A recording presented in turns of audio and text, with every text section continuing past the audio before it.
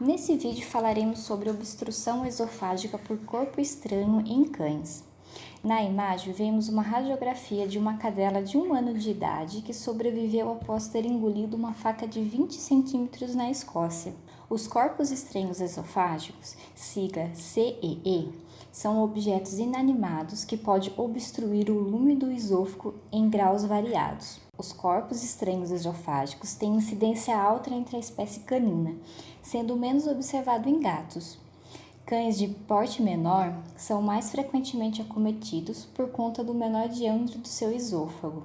Na maioria dos casos, tanto em cães quanto em gatos, observa-se objetos pontiagudos, implicando com a causa da obstrução, como ossos e anzóis.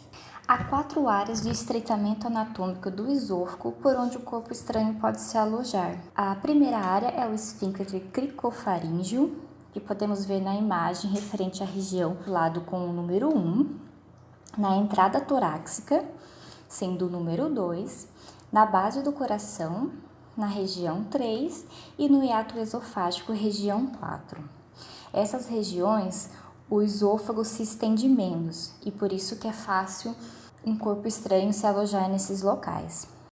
Os sinais clínicos variam e dependem da duração, localização, grau de obstrução e acometimento da parede esofágica. Os sinais mais comuns são salivação excessiva, reflexos espasmódicos, mímica de vômito, regurgição após a alimentação, inquietação, dor e angústia respiratória. Seu diagnóstico é baseado no histórico, no exame físico do paciente e em exames complementares. Radiografias são comumente empregadas na avaliação diagnóstica inicial em pacientes com suspeita de corpos estranhos. Esofagoscopia é diagnóstica e, em alguns casos, consegue-se retirar o objeto. No seu tratamento, a remoção do corpo estranho esofágico deve ser considerada emergencial, pois quanto mais tempo ele permanece ali, maior o risco de aspiração e necrose da parede esofágica, ou de até mesmo levar o animal a óbito. Sua remoção deve ser feita por endoscopia ou remoção cirúrgica quando há risco de perfuração esofágica, laceração ou evidência de perfuração, necrose esofágica, mediastinite ou pleurite. Relato de caso clínico. Foi atendido um cão, fêmea, 4 anos, da raça Shih Tzu, pesando 4 quilos, com relato de ingestão de fragmento ósseo na noite anterior. Desde então, apresentava quadros de êmese pós-prandial, desconforto e dificuldade na ingestão de água. O animal também apresentava histórico de dor ao ser suspenso e transportado. Ao exame clínico geral, o animal apresentava hipertermia, taquipneia, taquicardia, desidratação e dor abdominal intensa. Como exame complementar, foi realizada uma radiografia na posição ventro-dorsal e látero-lateral. O achado radiográfico foi um corpo estranho, anzol, retido no esôfago cervical do animal.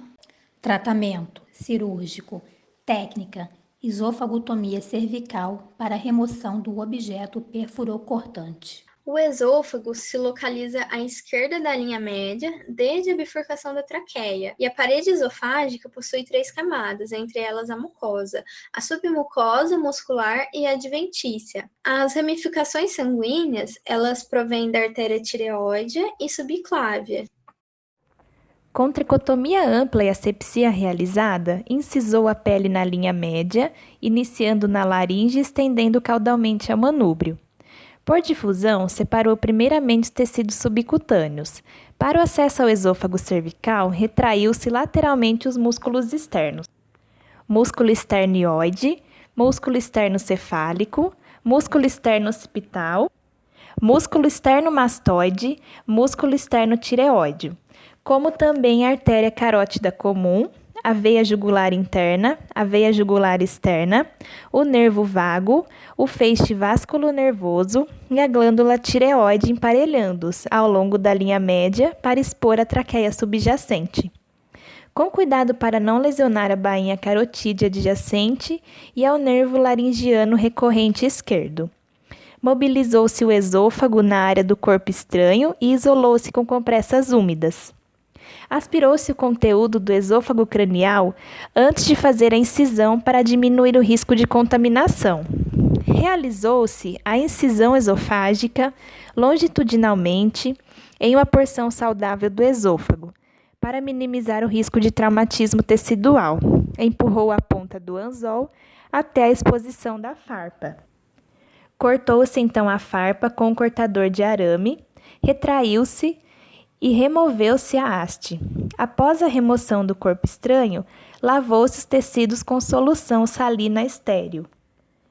Inspecionou-se quanto à viabilidade e, como não havia nenhum dano nos tecidos circundantes, realizou-se o fechamento do esôfago em 2 camadas, utilizando o fio polidioxanona 2,0. A mucosa e submucosa foram fechadas, com sutura simples, com nós amarrados no interior da luz, imagem A, e também colocou-se um segundo padrão interrompido, simples, nas camadas musculares, B e C.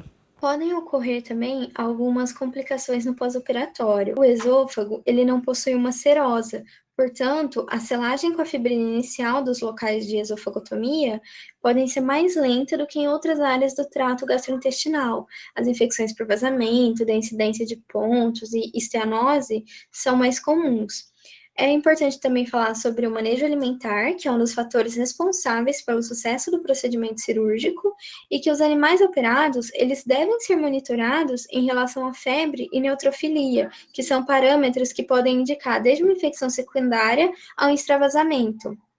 Sobre as referências, esse trabalho ele foi baseado num estudo de caso, e as principais referências utilizadas na pesquisa foram livros e artigos que vão se encontrar disponíveis.